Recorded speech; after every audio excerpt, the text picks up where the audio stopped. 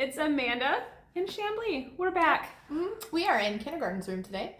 As you can see, each video will probably pop around different places so everybody can see how things are going inside. Kids are playing at recess right now, which is the exact subject we'd like to talk about for this short video. We love recess. Teachers love recess. Kids love recess. Everybody loves recess. Everybody loves it, but for different reasons. And so that's what we're going to cover here. Okay, we'll start with the obvious. Recess is great. Kids can get their energy out. They have to move. Kids have to move. I have to move. As adults, we have to move. So we know kids have way more energy than we do. They got to get it out. Two, we love recess because the sunshine, vitamin D, so good for us. Aside from recess being great for your body, which it is, and even as adults, you can easily change your mood by going outside, by breathing in fresh air, by taking in sunlight, vitamin D, which your body needs, and so do kids. So being inside with fluorescent lights 8 hours a day really isn't good for anybody's body, but especially for bodies that are still growing and don't know how to control their moods yet. This helps and brings an environment, which leads into one of the main reasons why recess at this age is so important, is the trigger word, socialization. It's a scary word for a lot of people.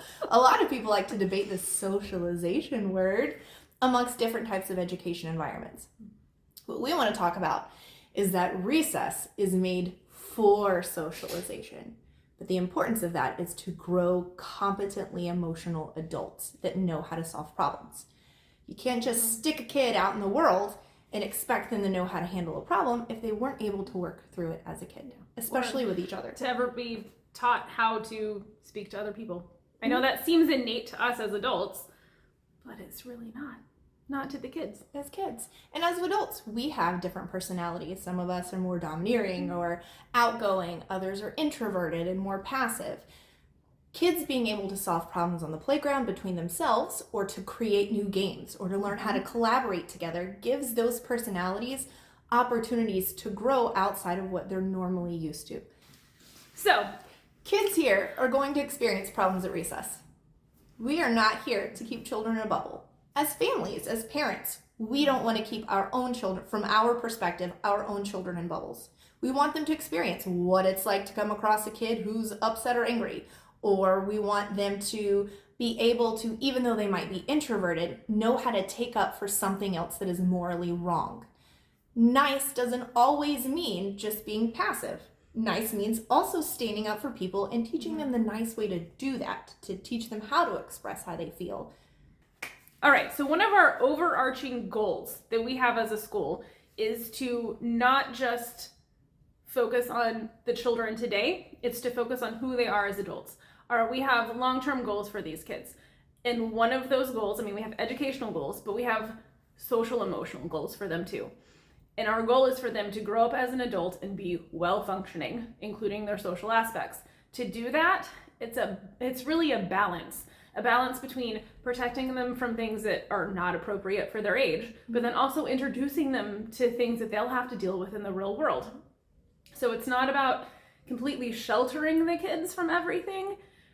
It's about introducing it in a way that we can teach them how to work through it, so that when they leave us, when they leave you as parents, they'll be prepared for that in the real world. So that happens a lot on the playground.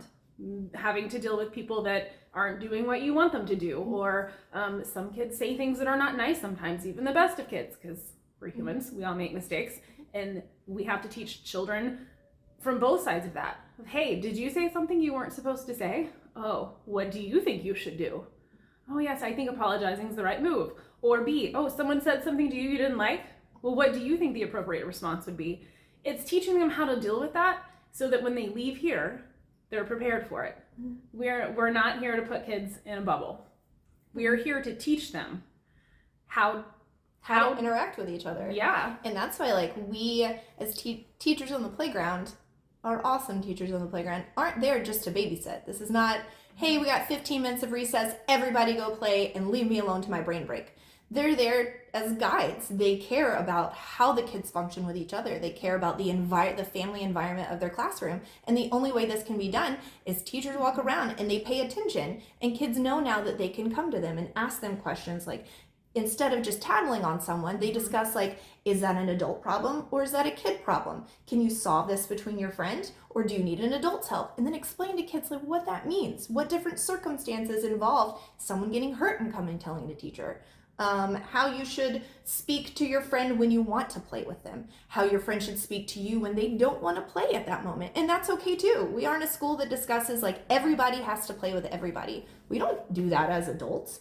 But you need to know how to say to someone, I don't want to play today because I feel like XYZ. Or I don't want to play today because you cheated on the game yesterday. You can express yourself to someone, and then maybe that person doesn't know that that's what they did, or maybe they didn't realize they cheated, or maybe they cheated and they thought they got away with it. And this lets that child know, hey, friends aren't going to want to play with me if I cheat. It's twofold. And that's the thing about the playground. That's the thing about all social situations that we have, is that it's learning. Even the playground is learning. It's just learning differently than classroom setting. So that's our video today.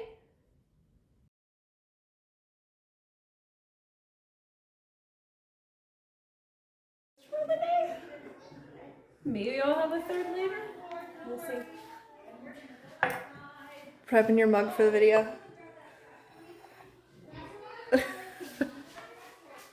Delicious, by the way. But I need a little extra cream. Are you recording me? Yeah.